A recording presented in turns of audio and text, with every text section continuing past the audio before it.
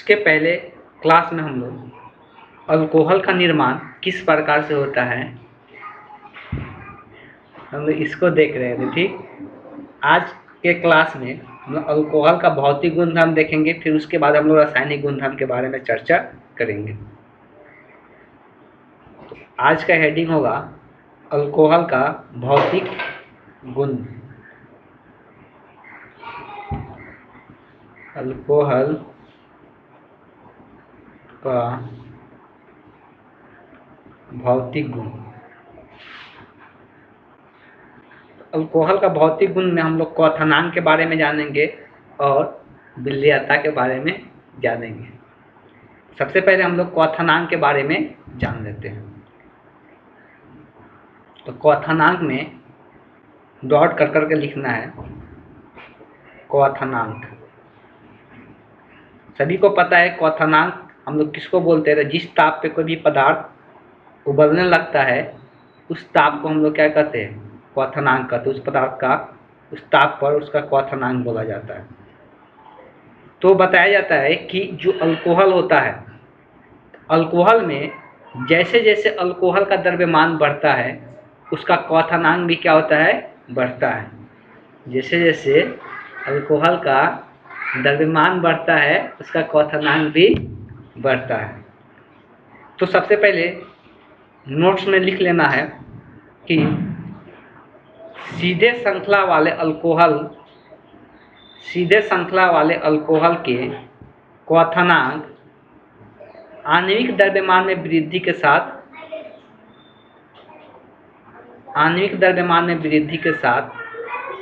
बढ़ता है। आणविक द्रव्यमान में वृद्धि के साथ बढ़ता है। जैसे इसको हम लोग समझ सकते हैं। तो क्वथनांक का हम लोग बात करते हैं। अगर यहाँ पे तो ये सिर्फ एक ही CH3 समूह के साथ जुड़ा हुआ है अल्कोहल, इसका क्वथनांक सबसे कम होता है। अगर इसमें एथिल समूह जोड़ दिया जाए तो इसका क्वथनांक उससे ज़्यादा होगा। एथिल के बाद अगर प्रोपिल जोड़ देते हैं, 3 कार्बन का चेन बना देते हैं, तो अब जैसे इसका द्रव्यनांक बढ़ रहा है, इसका क्वथनांक भी क्या होगा? बढ़ेगा। तो आगे इस प्रकार से ऐसे बढ़ते हुए जाता है। तो सभी का क्वथनांक इस प्रकार से इंक्रीज करता है। दूसरा चीज़ में हम लोग जानेंगे विलयता के बारे में। तो कुछ पदार्थ होता है जो जल में विलय हो जाते हैं, कुछ पदार्थ ऐसा होता है जो जल में विलय नहीं होते हैं। तो आगे हम लोग हेडिंग लिखेंगे डॉट करके ही, विलयता। तो विलयता का बात करेंगे तो इसमें लिखना है अल्कोहल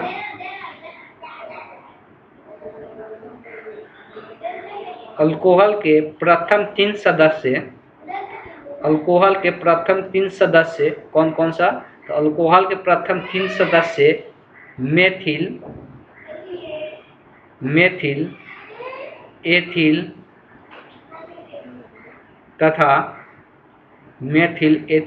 तथा प्रोपिल। मेथिल, एथिल तथा प्रोपिल अल्कोहल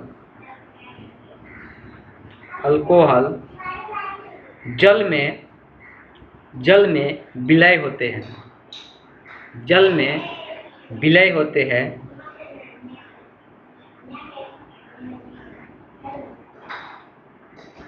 लेकिन उसके बाद वाले सारे सदस्य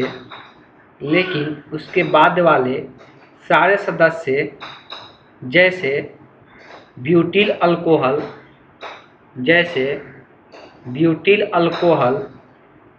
जल में विलय नहीं होते हैं।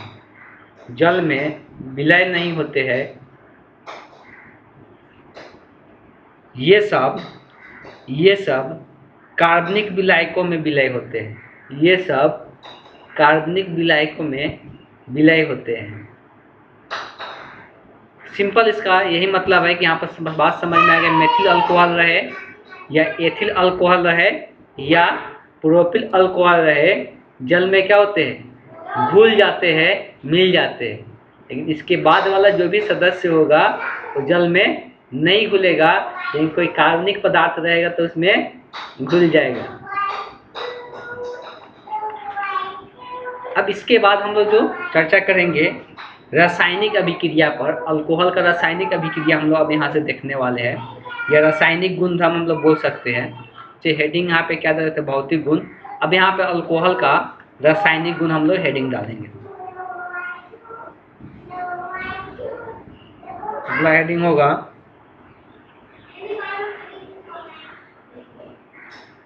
अल्कोहल का रासायनिक गुण।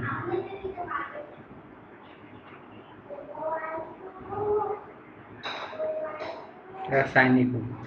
अब इस अल्कोहल का रासायनिक गुण में हम लोग क्या पढ़ते हैं, तो हम लोग अब इसके पहले देख रहे थे कि अल्कोहल के बनाने की विधि पढ़ रहे थे कि अल्कोहल बनता कैसे है।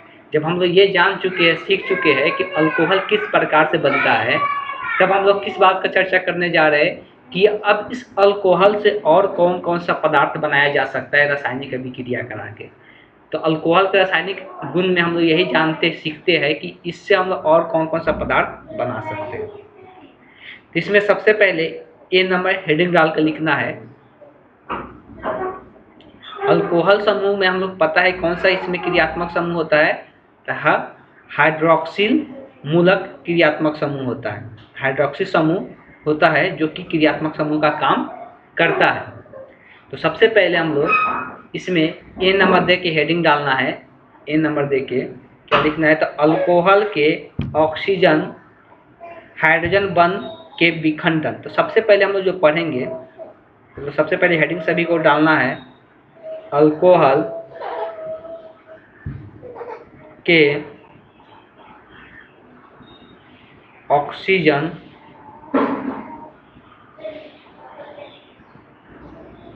बंध। जैसे कि इसमें हम लोग सीखेंगे कि जो O और H वाले बंधन होते हैं, इसके विखंडन से कौन कौन सा अभिक्रिया होता है। इसके विखंडन से कौन कौन सा अभिक्रिया होता है, तो इसके विखंडन के फलस्वरूप होने वाले अभिक्रिया, फलस्वरूप होने वाली अभिक्रिया। तो ये हेडिंग डालना है सभी को।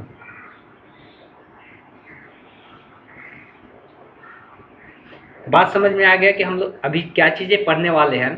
तो जो ये OH समूह होता है, तो इसके बीच का हम लोग बॉन्ड का विखंडन से होने वाले अभिक्रिया, O और H के बीच के बॉन्ड के विखंडन होने से जो अभिक्रिया होगा उसके बारे में पढ़ना है। इसमें हम लोग सबसे पहले एक नंबर पढ़ना है,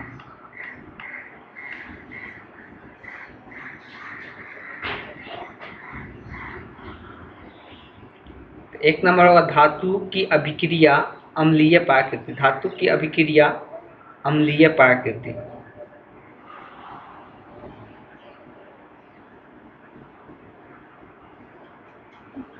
तो इसमें हम लोग जो अभिक्रिया कराने वाले हैं अल्कोहल का, वो धातुओं के साथ कराने वाले हैं। धातुओं की अभिक्रिया, और अभिक्रिया कैसा प्रकृति का होगा, तो अम्लीय प्रकृति का होगा। धातुओं की अभिक्रिया जो कि अम्लीय प्रकृति का होगा।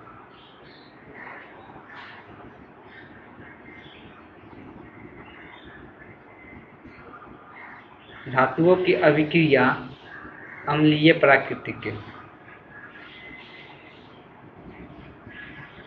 तो हम लोग कोई भी अल्कोहल ले लेते हैं और उसका अभिक्रिया देखते हैं धातु के साथ अभिक्रिया किस प्रकार से होता है। तो अगर कोई अल्कोहल है ROH, OH को पूरा दिखाते हैं, इसलिए बॉन्ड किसके बीच का टूटने वाला है, O और H के बीच का। ये यहाँ पे कोई एल्किल समूह है और इसका कितना अणु है, 2 अणु लिए हैं। और जो धातु होगा उसका भी कितना अणु लेंगे, 2 अणु लिया जाता है। तब ये अभिक्रिया करके क्या बनाता है, उस बात को ध्यान देना है। तो ये जो H होता है यहाँ से हट जाता है और कौन जुड़ जाता है, धातु आके जुड़ जाता है। H जो होता है यहाँ से निकल जाता है और धातु आके जुड़ जाता है। अब देखो होता क्या है, तो इसका ये कितना अणु बनता है, 2 अणु बनता है। और यहाँ से एक हाइड्रोजन, 2 अणु है, एक एक हाइड्रोजन निकल के 2 हाइड्रोजन जुड़ के आपस में हाइड्रोजन गैस का निर्माण कर लेता है। और ये M का मतलब यहाँ पे है कोई भी धातु, और यहाँ पे कोई भी धातु के रूप में क्या हो सकता है, या तो सोडियम हो सकता है, या पोटेशियम हो सकता है या एल्युमिनियम हो सकता है। तो ये सब और भी कुछ हो सकता है धातु के रूप में, तो आदि हम लोग लिख सकते हैं। तो सोडियम, पोटेशियम, एल्युमिनियम के साथ ये अभिक्रिया इस प्रकार से हो सकता है। अब इसको हम लोग एक एग्जाम्पल समझ सकते हैं। कोई भी सोडियम ले लेते हैं। अब यहाँ पे हो क्या रहा है कि इसका 2 अणु था, ध्यान देना है कि इसका 2 अणु था। इसका मतलब क्या है कि अभिक्रिया में ये 2 बार था, अभिक्रिया में 2 बार था। ये दोनों जगह से क्या होता है, हाइड्रोजन निकल जाता है। हाइड्रोजन, 2 हाइड्रोजन निकल के आपस में क्या बना लेता है, हाइड्रोजन गैस का निर्माण कर लेता है। और ये दोनों का जो बॉन्ड फ्री होता है, तो 2 गो M है, 2 गो धातु होता है, एक धातु इसके साथ जुड़ जाता है, एक धातु इसके साथ जुड़ जाता है। तो ये जो बनता है ROM, इसका कितना अणु बनता है, 2 अणु बनता है। तो वही चीज़ यहाँ पर लिखा है, ROM जो बना उसका कितना अणु का निर्माण हुआ, 2 अणु का निर्माण होता है। अब इसका एग्जाम्पल देख लेते हैं 1-2। अगर एग्जाम्पल का बात करेंगे तो 2 अणु ले लेते हैं, CH3 COH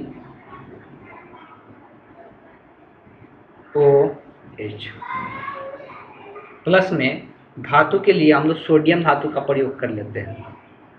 तो सोडियम धातु का प्रयोग करेंगे तो जब अभिक्रिया होगा, सभी को पता है कि यहीं का बॉन्ड टूटता है और यहाँ पे क्या टूटेगा, जुड़ेगा, धातु जुड़ेगा और 2 अणु ही बनता है। तो CH3 CHON बन जाएगा। यहाँ से 2 अणु था तो 2 बार टूट के 2 गो हाइड्रोजन निकलता है, तो वो हाइड्रोजन गैस का निर्माण कर लेता है। तो बहुत सिंपल अभिक्रिया है, कोई ज़्यादा डिफिकल्ट नहीं है। चलिए चलते हैं नेक्स्ट अभिक्रिया पर। अब ये जो अभिक्रिया होता है ना, ये थोड़ा सा अलग अभिक्रिया होता है। किसके केस में, एल्युमिनियम के केस में। इसलिए कि यहाँ तक तो अभी तक कोई दिक्कत नहीं था। इसलिए सोडियम क्या करता है, सोडियम एक इलेक्ट्रॉन का, ये इलेक्ट्रॉन का क्या करता है, सोडियम दान करता है, जिसके कारण एक ऑक्सीजन के साथ जुड़ जाता है। लेकिन एल्युमिनियम के अंतिम कक्ष में इलेक्ट्रॉनों की संख्या 3 होती है। सोडियम के अंतिम कक्ष में इलेक्ट्रॉनों की संख्या कितनी होती है, 1 होती है। इस कारण से सोडियम तो एक ही ऑक्सीजन, एक ही इलेक्ट्रॉन दान करके ऑक्सीजन के साथ जुड़ जाता है। लेकिन एल्युमिनियम के पास कितना होता है, तो एल्युमिनियम के अंतिम कक्ष में 3 होता है। इस कारण से इसमें जो जुड़ता है, तो इसमें कितना जुड़ता है, कितना ऑक्सीजन जुड़ेगा, इसमें 3 ऑक्सीजन जुड़ेगा। इस बात को ध्यान में रखना। और कैसे होगा, ये हम लोग यहाँ से एग्जाम्पल से समझेंगे।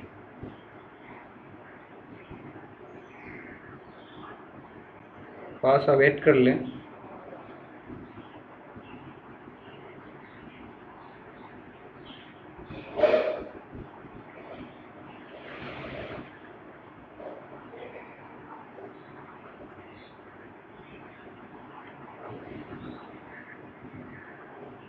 ठीक है, तो एक एग्जाम्पल लेते हैं, इजी एग्जाम्पल लेंगे।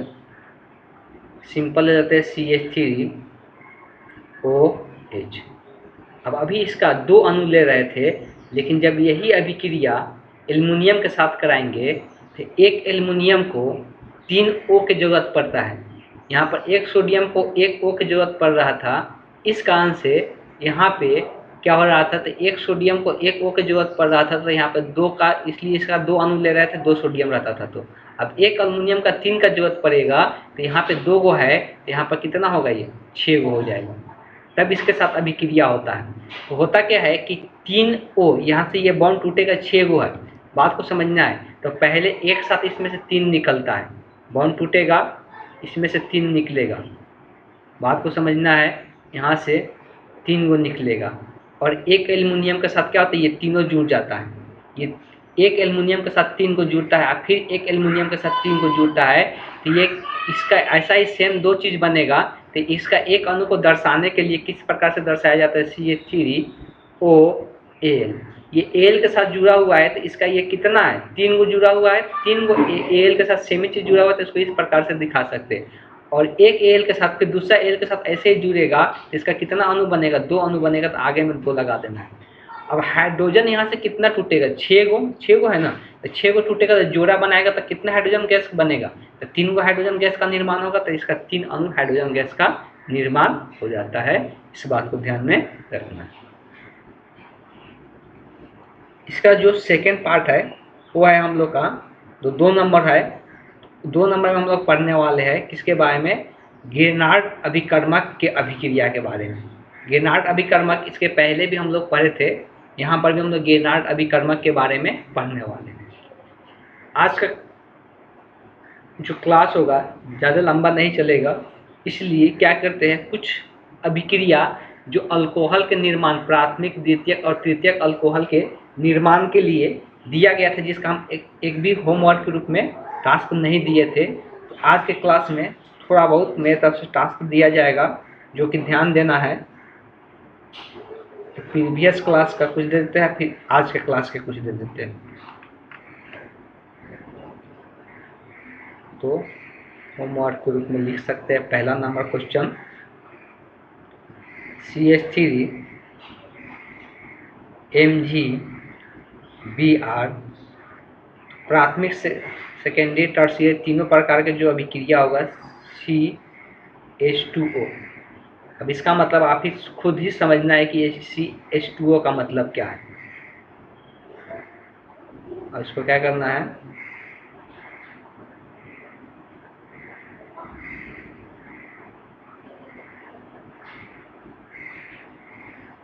इसको जल के साथ अभिक्रिया कराना है, मतलब जल योजन कराकर क्या बनेगा।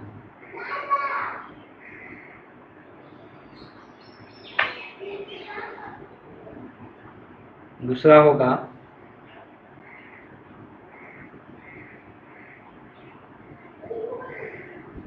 इसका भी जल योजन कराकर।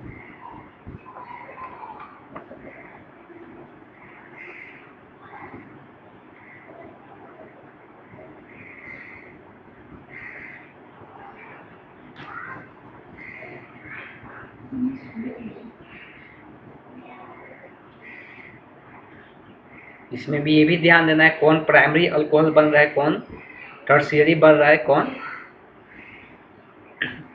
बोल सके सेकेंडरी बन रहा है। और भी कुछ एग्जाम्पल आज का जो क्लास लिए उस बेसिस पर कुछ एग्जाम्पल दे देते हैं।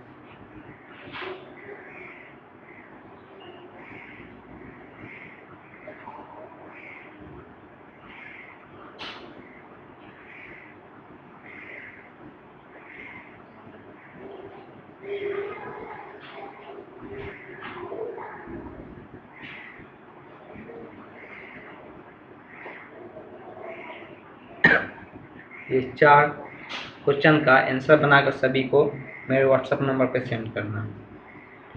आज के क्लास को हम यहीं पर एंड करते हैं।